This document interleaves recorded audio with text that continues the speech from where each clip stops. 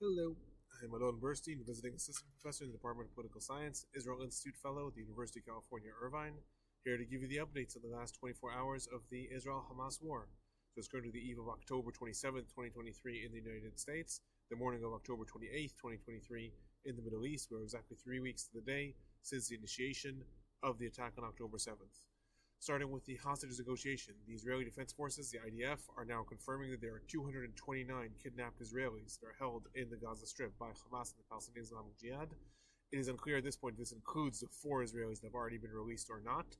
The reason that number keeps increasing is because the IDF is continuously identifying who among the over 100 Israelis that are still defined missing are either confirmed dead from the attack on October 7th or confirmed kidnapped into the Gaza Strip.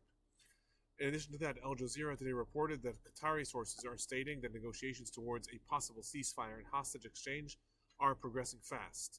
In different reports, it was stated that Hamas is demanding, in relation to a hostage exchange, that Hamas would like to release foreigners, women, children, and possibly elderly. Hamas is demanding fuel, a ceasefire, and the release of Palestinian prisoners that are held by Israel.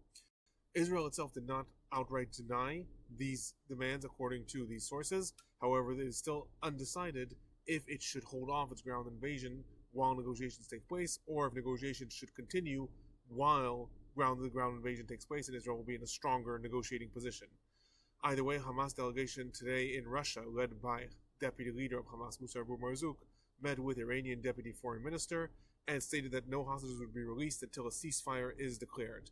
However, I do remind people in the last couple of days it has been reported that Hamas is trying to find ways to release some of the kidnapped people that it managed to abduct on October 7th, primarily because it did not expect its mission to go so well. It did not expect and not prepare to hold so many Israelis, and thus it is trying to find a way to release at least some of them in order to then negotiate the way it had initially intended to.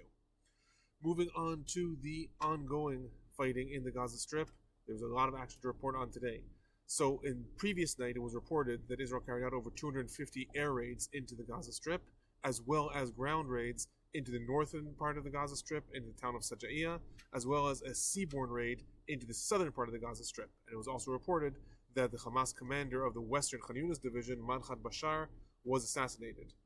In addition, the IDF today announced that it is expanding its ground operations in the Gaza Strip starting Friday night. After this announcement, communications in the Gaza Strip were shut down, the internet fell, and there were reported massive artillery fire and tank invasions. It was starting to be speculated that the IDF is initiating its ground invasion.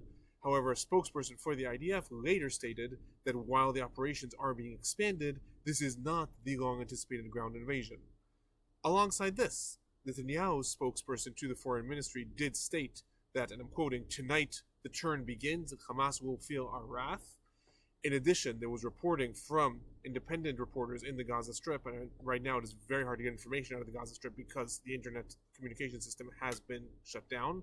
However, some reports leaked out did state that there were massive aerial bombings in the areas of Beit Hanun and Jabalia, and in addition it was reported of some of the most intensive bombing in the war so far, accompanied by artillery fire pummeling Gaza City.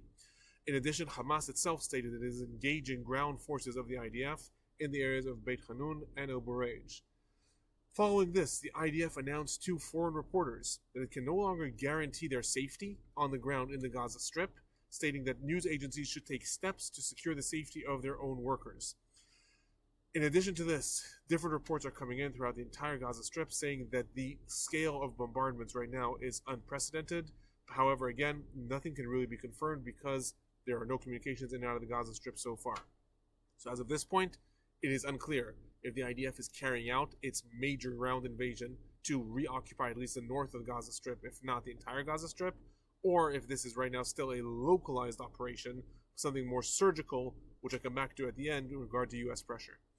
Some other reports from the fighting in the Gaza Strip, it was reported today there were rockets and missiles sent towards the southern parts of Israel and the center of Israel with some direct hits. So there were missiles and rockets sent towards Ashkelon, the area surrounding Gaza, Lod, Rishon LeZion, Tel Aviv, Modi'in, and the area of Gezer. There were direct hits reported in Ashkelon, Rishon LeZion, Sderot, Tel Aviv, and the Shfira area, and several people were injured. In addition, the IDF today held a press conference for foreign reporters and showed a lot of intelligence reports that identified the Hamas main command center located in tunnels underneath the Shifa hospital. This is the largest hospital in the Gaza Strip. The IDF was trying to show that Hamas is the one who's not actually respecting humanitarian law and using the hospital to defend itself. Regarding the humanitarian aid, the humanitarian disaster in the Gaza Strip, the United States today stated that it would support a temporary ceasefire to allow the entrance of fuel and humanitarian aid if this would facilitate the release of hostages. This joins the reports that we had from a few days ago that Hamas is trying to negotiate possibly the release of U.S. citizens that are held from the attack on October 7th in exchange for fuel. In addition, it was reported today that 10 trucks carrying food, water, and medical supplies entered through the Rafah crossing in Egypt, alongside reports that a delegation of international doctors managed to join these trucks. In total, since humanitarian aid started to flow into the Gaza Strip, 74 trucks have entered the Gaza Strip. Moving on to the West Bank. One of Hamas's leaders today, Mohammed Hamdan, called on Palestinians in the West Bank to confront the IDF in towns and various checkpoints throughout the West Bank. After this, there were reports of massive demonstrations in the areas of Nablus and Ramallah, and this was joined by Fatah leader in Nablus that called on increasing escalations and confrontations with the IDF. It was later reported that hundreds of Palestinians were trying to storm and burn down Joseph's tomb, and that the Palestinian Authority security officials are trying to contain them. In addition, in Deir Istia, which is an area near Nablus and near the Ariel settlements, leaflets were left on Palestinian cars stating that the greater Nakba is coming. So Nakba is known in Palestinian vernacular as the catastrophe of the establishment of Israel and the expulsion of Palestinians from Israel. These leaflets said that the greater Nakba is coming as a result of the Hamas war, and that Palestinians have a last chance to flee to Jordan before they are forcibly expelled. These were presumably left by radical settler groups in the West Bank. Moving on to the north, as in the last several days, there's actually been a lot less violent activity in the north. There were today several rocket attacks from Lebanon. However, some of these misfired and actually landed in the areas of Syria, and there were shots fired against an IDF outpost, and the IDF retaliated with artillery. However, this is a lot less than there was in the first 2 weeks of the war. Some of the regional developments after it was reported yesterday that there was some missile attack or some landing or something of people injured in Egypt, in the town of Taba, which is near the border with Israel. It was today confirmed that these were either missiles or drones that were launched by the Houthi rebels in Yemen towards Israel. However, they misfired and landed in the area of Taba. 6 Egyptians were injured.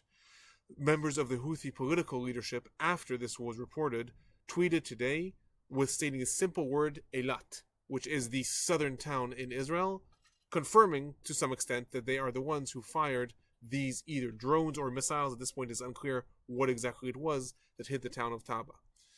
Some of the political developments that occurred today, the UN General Assembly voted overwhelmingly in favor of a resolution that called for the immediate ceasefire in the Gaza Strip and allowing humanitarian aid to enter into Gaza. However, this is mainly declarative and has no actual meaning on the ground. In addition, the United Kingdom Foreign Minister today again stated that Israel has the right to defend itself. However, this can only be done within the confines of international and humanitarian law.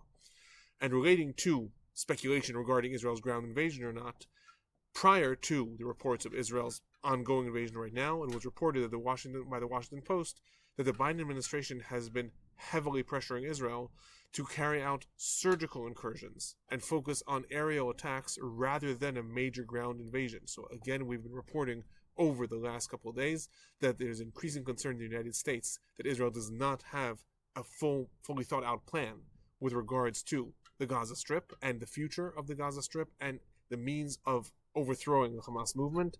The Washington Post reported from 5 different sources in the Biden administration that the administration is trying to pressure Israel to not retake the entire Gaza Strip, instead carry out only surgical attacks and focus on aerial bombardments in order to release the hostages and then plan the next moves. Again, I remind everyone that as of now, it is unclear if this is the initiation of the big invasion of the Gaza Strip or not. If it turns out that it is in the next coming hours, I will report on that on Twitter as well. Otherwise, this is my report for the last 24 hours. I'll be back tomorrow.